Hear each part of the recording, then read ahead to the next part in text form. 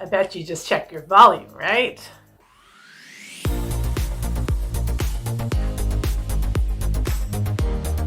Hello everyone, my name is Julia. I am a certified Montessori teacher. I'm also a mom to a 16-month-old named Isaac and a stepmom to an 8-year-old named Asher. Today's video is going to be all about how you can get your child to listen to you better, and also I have some tips on how you can listen to your child a little bit better too.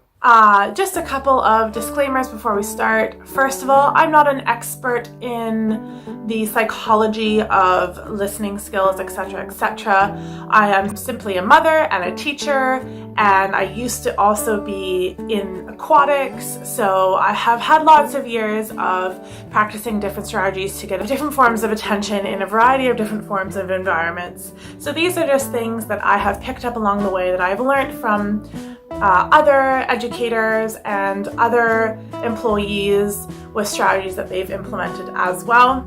So my hope is that something in here will resonate with you. The other thing I did want to mention is I know I've mentioned in a couple of videos previously that I would be doing sort of part 2s or a follow-up video more on the DIY reign. I am still working on some DIY videos. They are quite time consuming, and I'm in the process of transitioning to a different job right now and sorting out schedules, so just bear with me. You might not see those videos for a little bit to come, but they are still on my mind and I'm still doing my best to get those out to you. Really, the inspiration for this video came from just the other afternoon. I was in the playground with my toddler Isaac, and in the playground there happened to be some kids from a daycare who were there waiting for their parents to pick them up.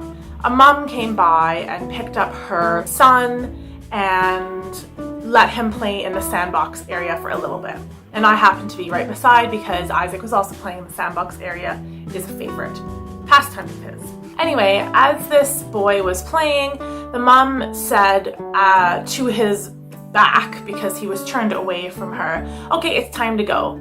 And this boy then proceeded to throw quite the Shakespearean tantrum. And then he stomped off, yelling, "No, no, no." I watched as the mom kind of chased after him and proceeded to tell him again that they were going, it was time to go, and also was telling him off for the way that he spoke to her, all the while chasing after him. His body was not turned towards her, he clearly wasn't listening, and then eventually they sorted it out and left. But I was watching this thinking, I wonder how it would have been different if she had given him a time warning before and then told him that it was time to leave when he was facing her directly. Those are the two very basic forms of getting a child to listen to you that any teacher is taught, or anyone who works with children is taught, is give time warnings and make sure that your body is turned towards you. But then I started thinking of these other things and I thought, okay, those are very basic. There are specific strategies that you can keep in mind when you're trying to get a child to listen to you that will help make these as effective as they can be. So my very first strategy today is to put yourself at the child's level. Go down to their level. And this is a very simple thing to do. If your child is sitting, then sit down on the floor with them. If you have a child who's much shorter than you, then get down on your knees, put yourself at their level so that you're not talking to them and they're looking at your belly button or they're looking at your shirt and possibly not actively listening to you because they're going to be distracted by whatever other body part you are presenting to them other than your face. Getting down to your child's level will also decrease your chance of yelling or of adopting a tone of voice that is perhaps a little bit more intimidating.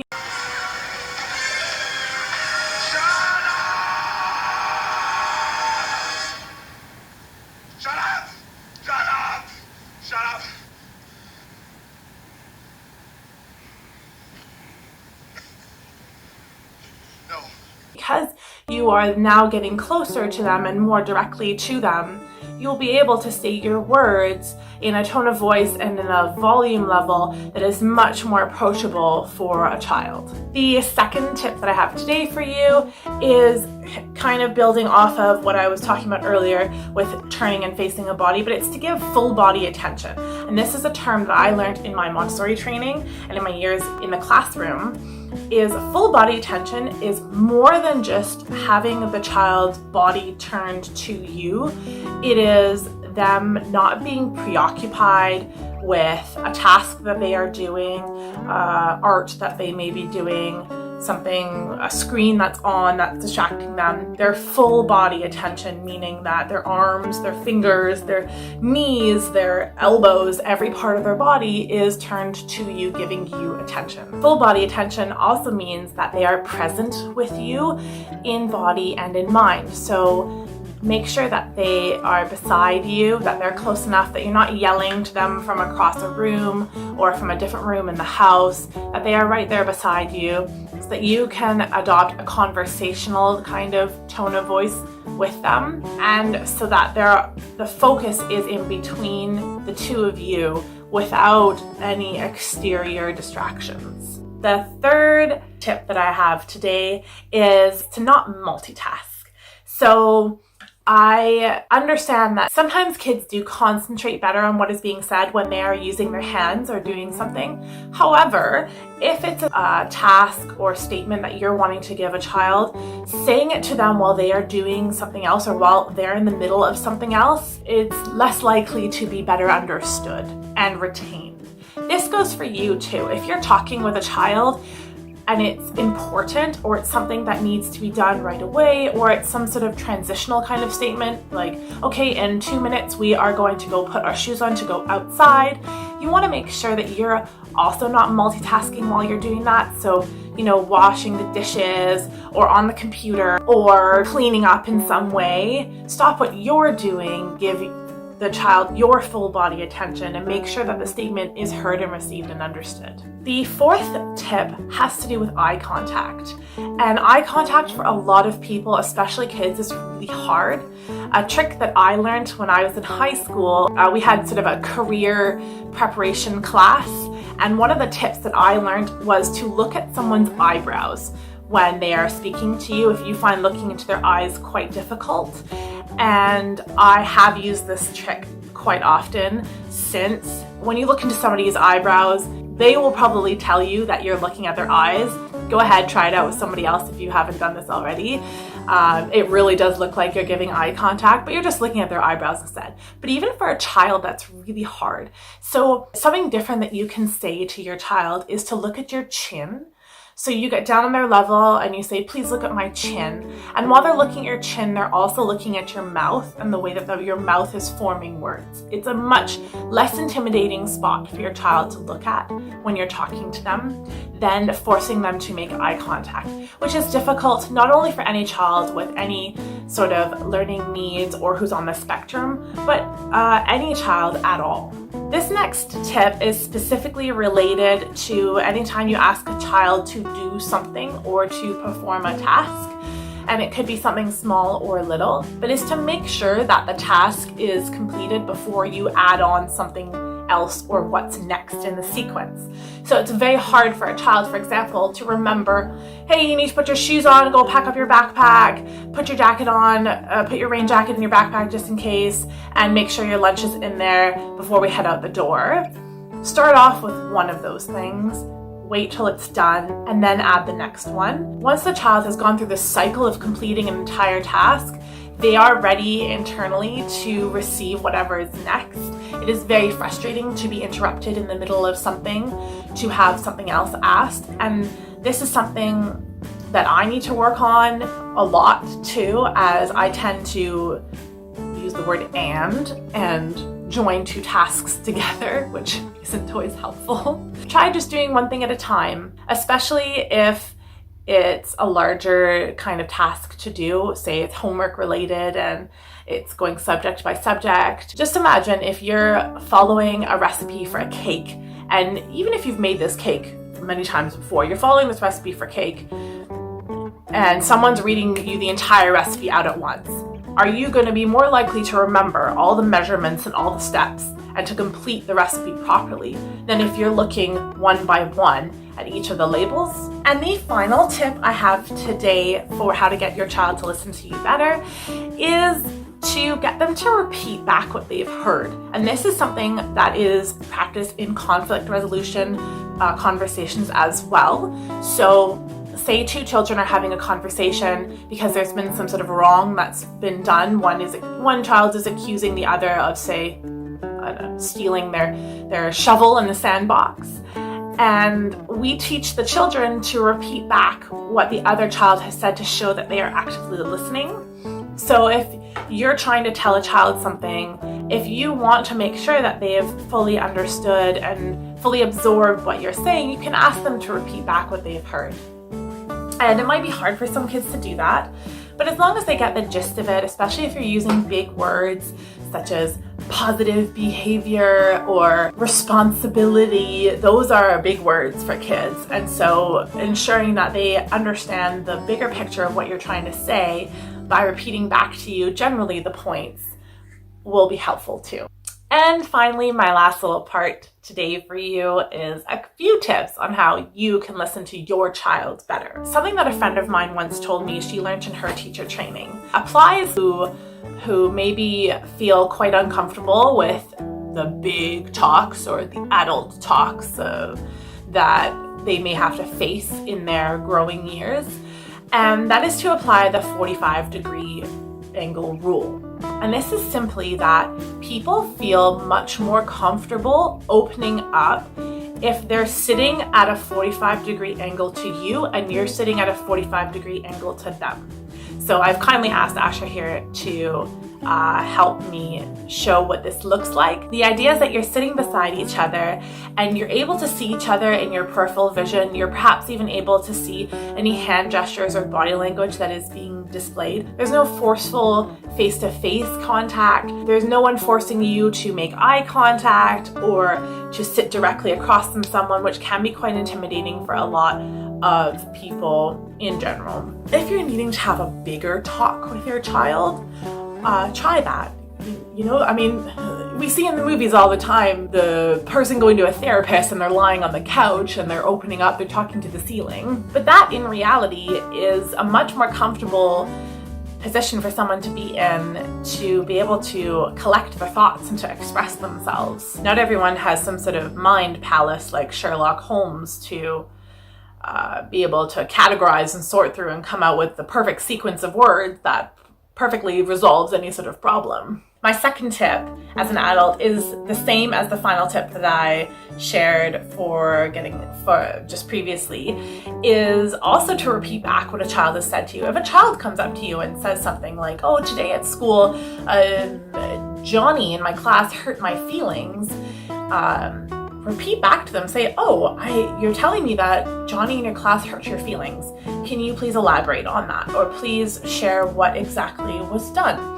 And that also shows that you're actively engaging in what your child is saying, that you're giving importance to the words that your child is saying to you. Because yes, sometimes your child will come home and will fib or will make up or exaggerate stories of what happened in school. And believe me, from a teacher's end of things, children go home all the time and will tell stories to their parents, and then we get the full wrath of the parents coming back, whereas in fact it's a different reality of what may have actually happened, right? Children have a talent of getting their parents fired up on their behalf. So rather than getting yourself fired up on whatever is happening, just take a minute and repeat back and ask for some more details. The third tip I have as an adult is to make sure that you're finding a calm space to have a chat, or that you're removing your child from a chaotic space if you just need to say something. Say you're at a birthday party and you're going to need to go in 10 minutes, or you have to step out and do something. Remove your child from the noisy situation and just let them know really quickly, and then you can let them go back in. Super simple, but the chances of them remembering and listening to what you've just told them is much greater than if you were to just have yelled it to them within all of the noise and music and birthday chaos. Same thing too, if you're at home and you need to find a calm space, put your phone away, make sure there's going to be no pets that would be distracting for your child. Make sure that your other kids, if you have other kids at home, are also understanding that, you know, this is you need this time and space right now just for this one child. And my final tip for you as an adult is to never forget the power of boundaries and warnings. To try and avoid making things a surprise for your child. So just like that story that inspired this video, I wondered if the mother had given a time warning to her child before saying it was time to go, if the outcome would have been different. And if you have a child who doesn't understand the concept of time, you know, my toddler Isaac has no concept of time. You never know what they understand. They might understand your tone of voice. So I still do tell him, I say, Isaac, you may not understand time yet, but in 5 minutes we're going to go. And I hold my hand up like this. And he recognizes that somehow my tone of voice and me holding my hand up like this means that we are going soon. And I never have issues removing him or transitioning him from one place to another when we're outside like that. He understands. And I know I probably will someday, someday when he starts to understand a little bit more of the words. But for now, it seems to be working. And giving your child warnings where things is less of a surprise. Imagine you were just to go into a movie theater and you have no idea how long the movie is, but what you think is halfway through the movie or feels halfway through the movie, it suddenly stops and everyone's asked to leave. You would be a little bit irritated. Seriously? Because you weren't forewarned of that. Whereas if you go into watching a movie and you know that it's an hour and 39 minutes, well, you can plan for that. You can adjust and accommodate your timing and your scheduling based on that. So same thing, you know, feel free to tell your kids, even if they don't understand the concept of time, they might understand that something means more or less. So say, okay, we're going to go to the park for an hour because afterwards, I have to go to the post office and mail a letter. We will have 30 minutes where we can do this activity and then we're going to move on. And then give the 15, 10, and 5-minute warning or your 27 and 2-minute warnings, whatever strategy you use, just obviously consistency is best. So making sure that you are communicating those boundaries and those warnings with your child will help not only with their transitions, but also just help make them feel safe in knowing that they can settle into something, they will have time to do something, and that you will come back to them and let them know when it's getting close to moving on to the next thing. And the final thing I want to share with you about listening today is a strategy that is used specifically in Montessori settings, but is also just generally a tip that is good to remember, and that is that quiet generates quiet. If you want someone to stop doing something or to stop talking so you can have a turn, remember that, especially for children, they will emulate what you are doing. So if you are yelling at someone in order to be quiet, it is more likely that they will yell back at you. If you want someone's attention, try whispering to them. Try using your body language, getting that full body attention, and then using just a hand signal to get them settled. Those kinds of things work really well. In a Montessori classroom, we have bells, and most of them are quite quiet. And so when a bell is rung, the students know to be silent and to pay attention to whoever has rung the bell. Not saying that having a bell in your house is necessarily a good idea, but in any sort of meeting or community sort of gathering area, you can consider that as well. That's it for today, folks. I do hope one or more of those has resonated with you. Let me know down in the comments if there's any tips that you've picked up along your journey that has worked really well for you. In the meantime, stay safe, stay sane, and I'll catch you next time.